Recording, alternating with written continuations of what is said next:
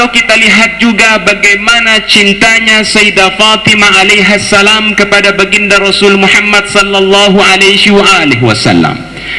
Walaupun beliau adalah putri Rasul, tetapi beliau telah berbaiat kepada wilayah nubuwah. Di saat ditinggalkan oleh Rasulullah, maka jelas disitulah Sayyidah Fatimah alaihissalam merindukan pertemuan kembali, telah mencintai terlalu dalam kepada wilayah nubuwah. Maka di saat wilayah nubuwah diambil oleh Allah, Sayyidah Fatimah merasa kehilangan. Mari kita lihat bagaimana kecintaan Sayyidah Fatimah kepada baginda Rasul dan kepada wilayah nubuwah. Di saat itulah kita akan menangkap betapa hebatnya kecintaan putri kepada abahnya dan kecintaan seorang muslimah kepada nabinya. Di suatu waktu Bilal melakukan azan di hari-hari di mana baginda Rasulullah baru saja wafat. Di waktu menyebutkan asyhadu an la ilaha illallah dan wa asyhadu anna Muhammadar Rasulullah, maka di saat itulah Sayyidah Fatimah alaihissalam menangis dan berteriak sehingga masyarakat Madinah berkata, ini hari Fatimah pun menyusul abahnya. Sebuah dugaan dari masyarakat, Fatimah telah tiada karena kerinduan yang terdengar lewat teriakan beliau yang nyata. Di saat itulah masyarakat datang kepada Bilal dan berkata, hentikan azanmu wahai Bilal, karena sesungguhnya Fatimah telah tiada setelah mendengar azanmu. Maka Bilal menghentikan azannya dan kembali menjenguk bagaimana Fatimah di rumahnya. Di saat itu Sayyidah Fatimah alaihissalam pingsan, di mana disitulah terdapat kerinduan dan kecintaan yang dalam pada sang ayah yang memiliki wilayah nubuwah. Ataukah kita akan melihat bagaimana kecintaan Imam Ali, Amirul Mukminin Ali bin Abi Thalib terhadap wilayah Fatimiyah. Bagaimana Imam Ali mencintai Sayyidah Fatimah bukan hanya sebagai istri, tapi sebagaimana wanita yang memiliki wilayah. Di saat itulah terdengar berita bahwa Sayyidah Fatimah alaihissalam tiada. Al-Hasan wal Husain menangis, kedua-duanya menyusul Amirul Mukminin mendatangi masjid. Di waktu Al-Hasan dan Al-Husain menangis, maka Imam Ali mengetahui bahwa sesungguhnya Sayyidah Fatimah telah tiada. Ini hari wilayah Fatimiyah telah dicabut oleh Allah. Maka kerinduan dan kecintaan itu membuat Imam Ali segera datang untuk menyaksikan jenazah Sayyidah Fatimah. Kemudian setelah duduk di samping jenazah Sayyidah Fatimah alaihissalam, maka disitulah kembali wilayah Amirul Mukminin memanggil wilayah Fatimiyah dan berkata, irji'i ya Fatimah.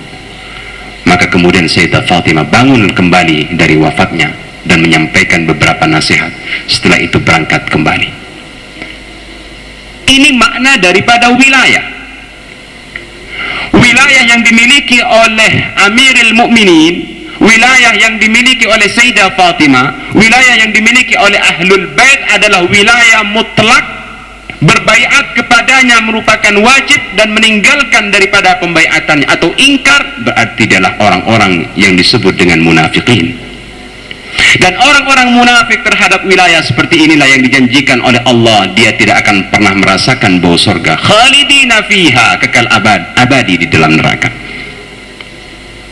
Lantas bagaimana dengan mereka-mereka yang sekaligus dzurriyyah daripada Ahlul Bait? Mereka juga memiliki wilayah, wilayatul irsyad, wilayah untuk memberikan petunjuk. Dan wilayah ini nantinya harus dipertanggungjawabkan kepada wilayah mutlak, yakni wilayahnya Amirul Mukminin, atau sekaligus kepada wilayah nubuwah. Sehingga barang siapa yang telah masuk kepada wilayatul irsyad, masuk kepada wilayah di mana adanya seorang mursyid yang punya hak memberikan petunjuk, mengingkarinya berarti juga pada akhirnya mengingkari wilayah daripada Ahlul Bait.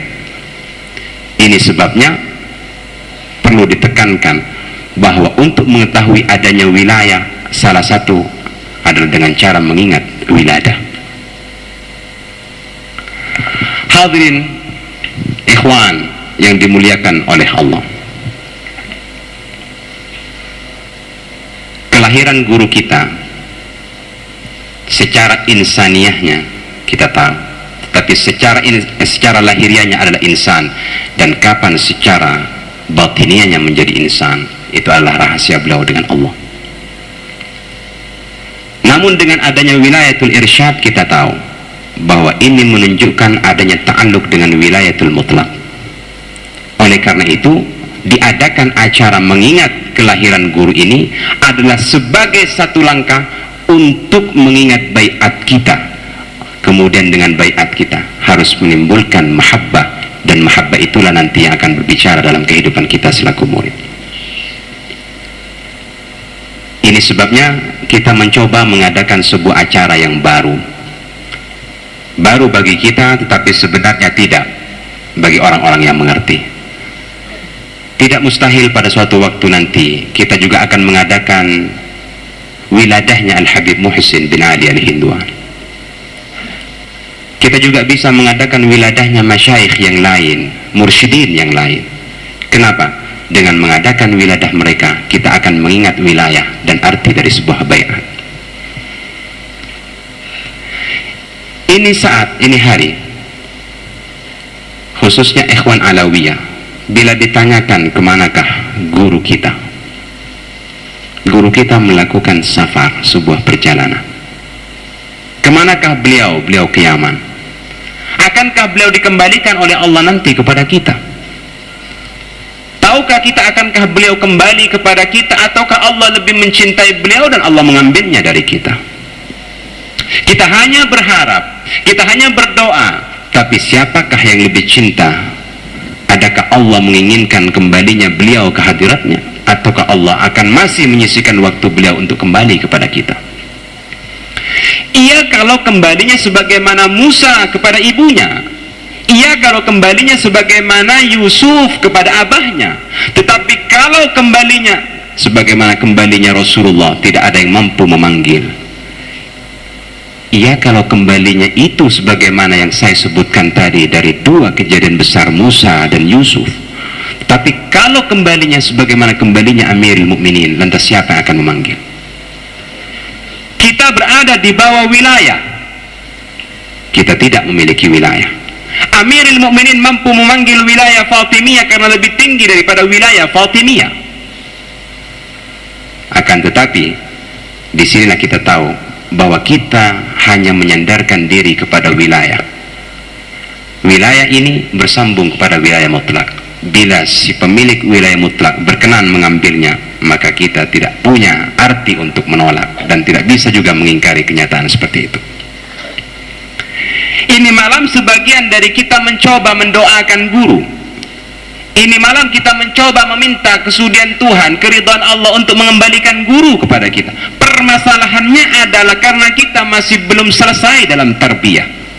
Kita masih belum selesai di dalam petunjuk-petunjuknya.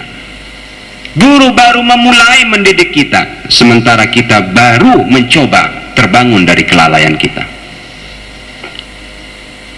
Lantas kalau semuanya terjadi dengan izin Allah, kemana akan terjadi? Kemana kita akan pergi? Bukankah setiap kejadian yang besar di waktu berangkatnya Rasulullah, maka terjadilah kehancuran umat sebagaimana ayam kehilangan induknya. Di waktu Al-Habib Muhsin meninggal, maka di situ juga ikhwan pecah. Ikhwan merasa kehilangan induknya, dan tidak mustahil bahwa kejadian itu suatu waktu akan menimpa kita. Entah kapan, hanya Allah yang tahu. Haruskah kita nanti akan kecewa dan hanya berpangku tangan sementara kita masih punya kesempatan untuk menimba dan menimba dari petunjuk guru dan untuk meningkatkan mahabbah?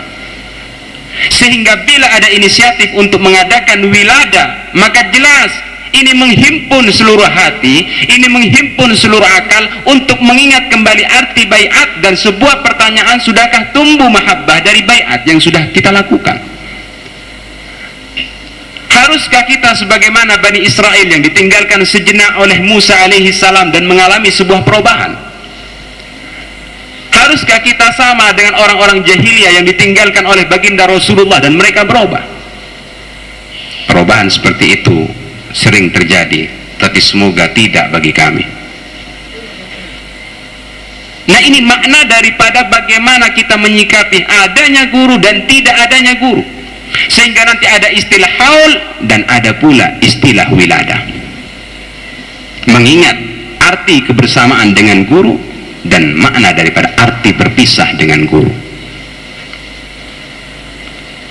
Kalau ternyata nanti ikhwan ditinggal oleh gurunya, maka tidak ada sesuatu yang hilang pada jiwanya, merasa tidak ada yang hilang pada dirinya, ketahuilah bahwa mahabbah belum bertengger di hati kita.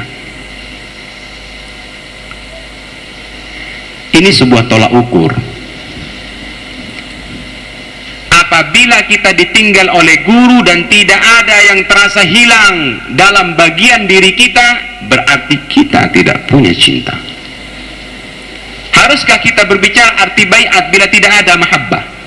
Maka di sini duduk permasalahannya. Apa arti baiat? Bukankah telah banyak mereka-mereka yang melakukan baiat kepada Rasulullah dan mengingkari? Bukankah telah banyak kejadian mereka melakukan baiat kepada Amirul Mukminin dan telah mengingkari? Kepada Al-Husain alaihimussalam, di situ pun mereka mengingkari.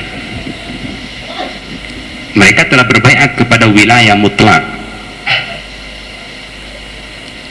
Jadi saya himbau agar ada sebuah pemahaman kepada ikhwan bahwa mengadakan acara wiladah, baik dalam artian ahlul baitkah atau kewiladah dari mursyidin, guru-guru mursyid kita, itu maknanya mengingatkan kita akan baiat kita terhadap wilayah dan sejauh apa buah atau natijah daripada baiat itu sendiri.